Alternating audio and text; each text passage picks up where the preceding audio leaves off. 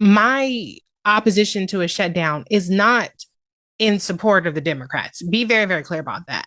My opposition is recognizing that we do not have the kinds of competent leadership in the Democratic federal government that can negotiate and extract things out of a Republican trifecta control.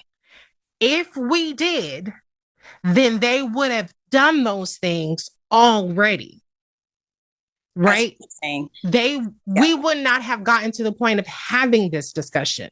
Everybody knew when the funds were going to potentially run out months in advance, and yet they passively sat back and were content with saying the Republicans are not negotiating with us, and then they have to take a shitty deal.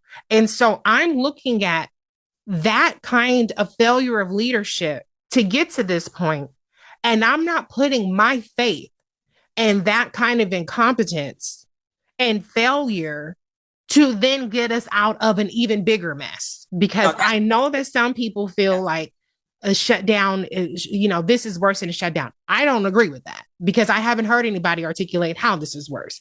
And so my whole point is that I don't have faith in the people who couldn't even, that they needed 60 year votes and you weren't able to get shit here. You weren't able to get shit in the House. And now I'm supposed to trust you to get us out of a government shutdown with people who want to shut down the government. How can I have that faith? What I do want Democrats to do, though, is I want them to stop fucking winging it, because them not having a plan, them not gaming this shit out, them not communicating the plan, them not communicating the pros and cons is not helping them. And I think it's inexcusable to be winging it. We're going to have the debt ceiling fight. That we're going to have the fiscal year 2026 budget.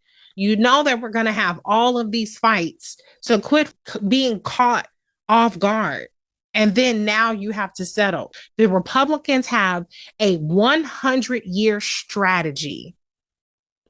They had Project 2025. They had an autopsy when they lost to Obama. Where is any of that for Democrats that is not focused on throwing Black people under the bus? That's not focused on throwing the marginalized, and I use that in air quotes, communities under the bus. That's actually focused on a real fucking executable strategy from the local level to the federal level on how we both combat Trump and how we get power back.